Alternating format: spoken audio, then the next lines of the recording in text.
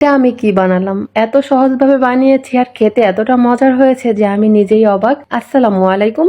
এই বরফিটা দেখতে কতটা লোভনীয় লাগছে, কিন্তু এটা বানিয়েছি খুবই সিম্পল কিছু উপকরণ দিয়ে। তৈরি করা খুবই সহজ, হাতে 10 মিনিট সময় হলে বানিয়ে নিতে পারবেন। আর সেই তুলনায় খেতেও হয় ভীষণ মজার। বাচ্চারা তো খুব বেশি পছন্দ করবে। মজাদার এই বরফিটা বানানোর জন্য এখানে আমি 3 টেবিল চামচ কর্নফ্লাওয়ার নিয়ে নিচ্ছি।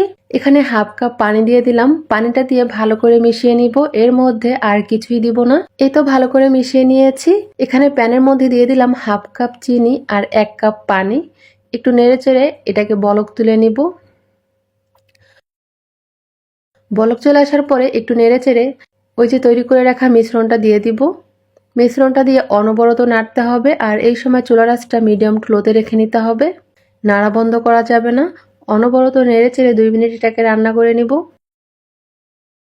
3-4 মিনিট রান্না করে নিয়েছি, আর যখন দেখবো এরকমের আঠালো হয়ে গিয়েছে তখন এখানে আমি স্বাদ বাড়ানোর জন্য বাদাম অ্যাড করব। এখানে 1 টেবিল চামচ কাঠবাদাম নিয়েছি। কুমড়োর বিচি আছে না, যেটা বাজারে কিনতে পাওয়া যায়, ওটাই 1 টেবিল চামচ কেটে দিয়েছি। আর 1 টেবিল চামচ আখরোট দিয়েছি। আমার হাতের কাছে যা ছিল আমি তাই দিয়েছি। আপনারা চাইলে কাঠবাদাম, কাজু বাদাম বা চীনা বাদাম এগুলো অ্যাড করতে পারেন। দিয়ে দিলাম 2 ফোঁটা পরিমাণ অরেঞ্জ ফুড কালার, কালারটা সুন্দর আসার জন্য। এখন নেড়ে চেড়ে মিশিয়ে নিব। আমি যখন বাদাম দিয়েছি তখন কিন্তু চুলার আঁচ একেবারে লোতে রেখে নিয়েছিলাম। এখন অনবরত নেড়ে চেড়ে এইভাবে আরো 2 মিনিট রান্না করে নিব। এটা দেখতে কিন্তু এখনই অনেকটা লোভনীয় লাগছে।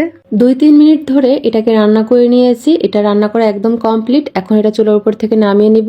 এখানে একটা কাচের বাটি নিয়েছি, আর বাটিতে একটু ঘি ব্রাশ করে দিচ্ছি। চাইলে তেলও ব্রাশ করে দিলে হবে। এখন বানিয়ে রাখা মিশ্রণটা দিয়ে দিব। সবটুকু দিব না, আমি একটুখানি আলাদা বাটিতে সেট করব। আপনারা যে কোনো বাটিতে এই বরফিটা সেট করতে পারবেন। স্টিলের বাটি, কাচের বাটি, সিরামিক্সের বাটি। এখানে আমি একটা কাপ নিয়েছি, ছোট্ট কেকের মোল্ড, তাতেও ঘি ব্রাশ করে দিয়েছিলাম। এখন বাকিটুকু দিয়ে দিলাম আর দিয়ে সমান করে দিব। দেখার সৌন্দর্যের জন্য এখানে আমি একটুখানি পেস্তা বাদাম কুচি নিয়েছি, উপর দিয়ে দিয়ে দিচ্ছি। 30 মিনিট সময় নিয়ে ঠান্ডা করে নিব। এই তো ঠান্ডা হয়ে গিয়েছে। এখন এটাকে আমি আনমোল্ড করে দেখাচ্ছি।